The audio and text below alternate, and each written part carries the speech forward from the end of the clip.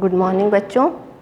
Class 8 में हम science subject पढ़ रहे हैं। इसके पहले हमारे 12 अध्याय हो चुके थे, है ना। 12 अध्याय के हो चुके थे। उसके बाद आपने यूनिट टेस्ट दिया, है ना।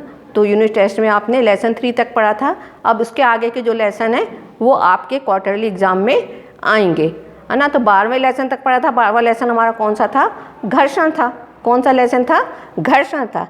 तो घर्षण में हमने पढ़ा कि घर्षण क्या है ना। घर्षण से होने वाले लाभ हमने देखे, घर्षण से होने वाली हमने हानियां देखी, है ना।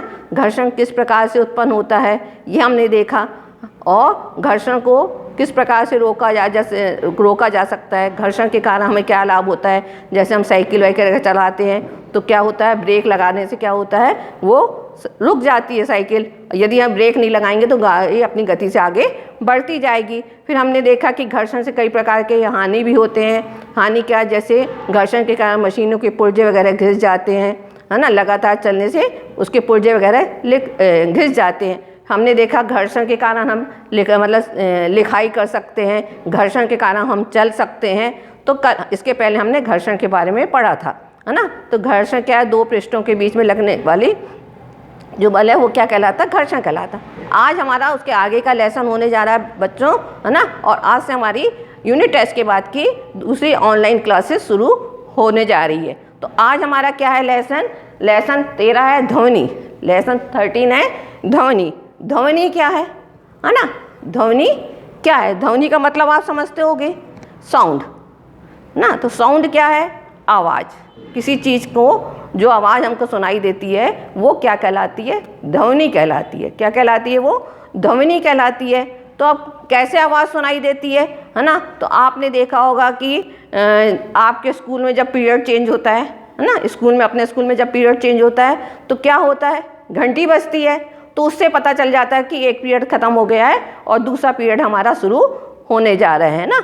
तो वो बैल के द्वारा जो स्कूल की घंटी बजती है उसके द्वारा हमको एक ध्वनि आवाज़ सुनाई देती है, बैल सुनाई देती है, जिससे हमारा पता चल जाता है कि हमारा पीरियड चेंज हो गया है ना। तो ध्वनि किसके कारण होती है? ध्वनि क्या है? जब कोई वस्तु कंपन करती है। जब कोई वस्तु कंपन करती है तो उसे ध्वनि उत्पन्न होती है। अब कोई वस्तु कंपन करती है तो कैसे कंपन करती है?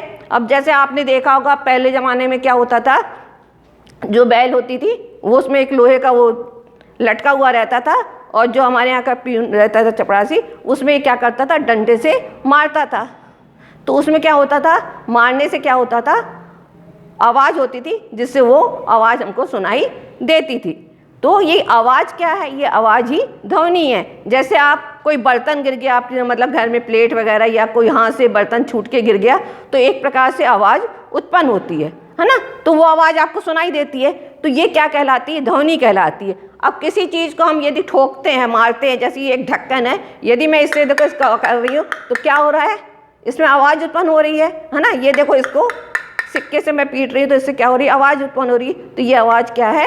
ध्वनि है। आवाज़ क्या है? ये ध्वनि है। इसी प्रकार आपके घर में आपके घरों के आगे से गाड़ियाँ निकलती हैं, है ना। तो उसकी आवाज़ सुनाई देती है। लाउड स्पीकर वगैरह बजते हैं, उसकी आवाज़ सुनाई देती है।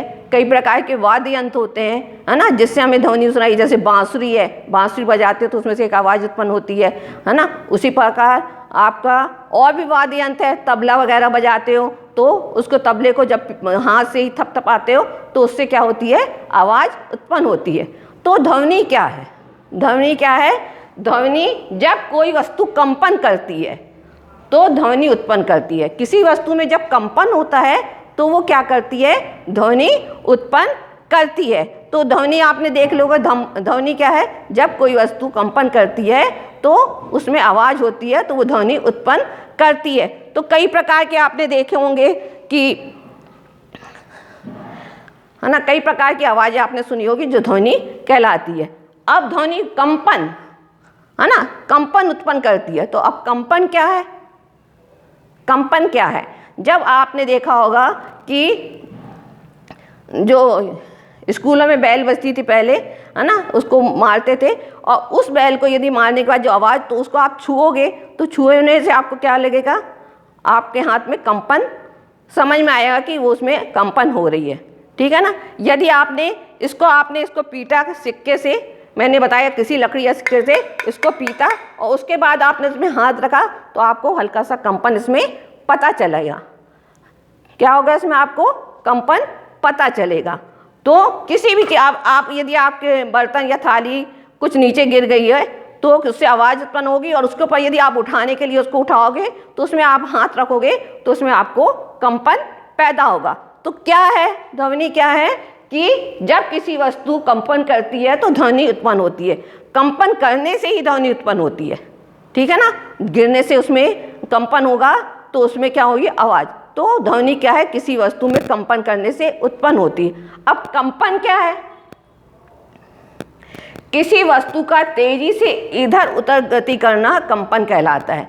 किसी वस्तु का तेजी से इधर उधर कंपन करना क्या कहलाता है? तेजी से इधर उधर गति करना कंपन कहलाता है। आपने देखा होगा कि घड़ी में से आपको टिक टिक की आवाज़ सुनाई देती है ना। जो पेंडुलम वाली घड़ी देखी होगी आपने, पेंडुलम वाली घड़ी में देखो जब वो बजता है, घंटा हो जाता है तो आवाज़ सुनाई देती है। तो उसका जो पेंडुलम है वो यहाँ से वहाँ आयाम करता है, एक स्थान से मतलब एक दूसरे से आयाम करता है। तो इस आयाम के कारण ही क्या होता है? उसमें कंपन पैदा होता है। तो कंपन क्या है? जब किसी वस्तु में तेजी से इधर उधर गति करना क्या कहलाता है? कंपन कहलाता है।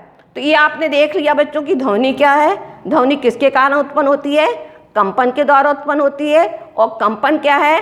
किसी वस्तु का इधर उधर गति करना क्या कहलाता है? कंपन कहलाता है। ये देखो बच्चों, इतना आप लोग ने समझ लिया होगा कि क्या है। अब आपके आसपास की सुनने वाली ध्वनि कौन कौन सी होती है? आपके जो आसपास आप आवाज़ सुनते हैं तो किस किस चीज़ की आप आवाज़ सुनते हैं? तो जैसे आप टेम्पो है, बस है ना, स्कूटर है आदि जो आपके आसपास वाहन चलते हैं उसकी आवाज़ आप सुनते हो। फिर आप रेलगाड़ी की आवाज़ सुनते हो, ट्रेन की भी आपको आवाज़ सुनाई देती है ना। सवेरे शाम जगह आप देखते हो आसपास जब ट्रेनें चलती हैं तो उसकी भी आवाज़ आती है, तो उसकी भी ध्वनि हमें सुनाई देती है। उसके बाद अपने गली में आने जाने वाले हॉकर रहते हैं, वो देखो आप आवाज़ लगाते हैं, उसमें एक वो लगा रहता है जिससे वो आवाज़ करते है ना। उससे आपको पता चल जाता है यदि कि हॉकर के हिसाब से पता चल जाता है कि क्या है, कौन सा मतलब किस चीज़ का हॉकर है। अलग अलग उनकी आवाज़ें रहती है तो समझ में आते हैं। तो हॉकर की आवाज़ हमने सुनी होगी, अपने आसपास गलियों में हॉकर की आवाज़ सुनी होगी। अच्छा, मंदिर में, मस्जिद में, गुरुद्वारे में, है ना, अलग अलग। मस्जिद में क्या, मंदिर में क्या होता है, जब घंटा बज आरती होती है तो घंटी बजती है ना, तो वो घंटी की आवाज़ हमको सुनाई देती है। या लोग जाके जब घंटी बजाते हैं घंटी की आवाज़ सुनाई देती है। इसी प्रकार मस्जिद में, है ना, मस्जिद में आप देखते हो अजान वगैरह होती है तो उसकी आवाज़ हमको सुनाई देती है ना। गुरुद्वारे की आवाज़ जब उनमें पाठ वगैरह होता है तो उसकी आवाज़ सुना। तो ये सब क्या है? ये सब क्या कहलाती है? ध्वनि कहलाती है ना। ये ध्वनि किसके कारण उत्पन्न होती है? कंपन के द्वारा उत्पन्न होती है। अब आपने ये देखा कि कौन कौन से वाद्य यंत्र हैं, है ना। वाद्य यंत्र के द्वारा भी होती है ना, जैसे तबला हो गया, सितार हो गया, है ना, ये सब क्या वाद्य यंत्र है। तो इसके द्वारा भी हमें क्या सुनाई देती है? ध्वनि सुनाई देती है। अब कंपन के द्वारा, जैसे मैंने बताया कंपन के द्वारा कैसे उत्पन्न होती है। यदि आपने घर में एक प्लेट ऐसे टांग ली, हाथ में ले ली, उसको लकड़ी से आप बजाते गए, है ना, तो लकड़ी से बजाने से प्लेट में से क्या होगी? आपको आवाज़ सुनाई देगी। क्या कहलाती है? ध्वनि कहलाती है। और ध्वनि उत्पन्न करने के तरीके, ध्वनि उत्पन्न करने के तरीके, है ना, तो क्या कौन कौन से तरीके हैं? किसी वस्तु पर आघात कर कर, है ना, किसी वस्तु पर आघात करके। जैसे मैंने बताया कि जब घंटा बजता है तो पहले एक लोहे का या पीतल की घंटा ऐसे टंगा रहता था, उससे लकड़ी से मारते थे तो क्या करते थे? वो आघात करते थे, है ना। तो आघात करने से उससे आवाज़ सुनाई देती थी। तो किसी वस्तु पर आघात करके, ठीक है ना, किसी वस्तु पर आघात। घर्षण के द्वारा आपने देखा हो कई चीज़ें घर्षण के द्वारा आवाज़ सुनाई देती है। जैसे कई बार ये देखिए, यदि मैं इसमें लिख रही हूँ, है ना, तो ये क्या है? जल्दी जल्दी लिख रही हूँ तो इसमें से भी आवाज़ उत्पन्न होती है। तो घर्षण के द्वारा भी ध्वनि खुरच कर, कोई चीज़ हम खुरचते हैं, है ना, खुरचते हैं तो उसमें से भी आवाज़ उत्पन्न होती है ना। तो तीसरा क्या है? खुरच। चौथा रगड़ कर, किसी चीज़ को आपस में रगड़ते हैं तो उसमें से भी आवाज़ उत्पन्न होती है ना।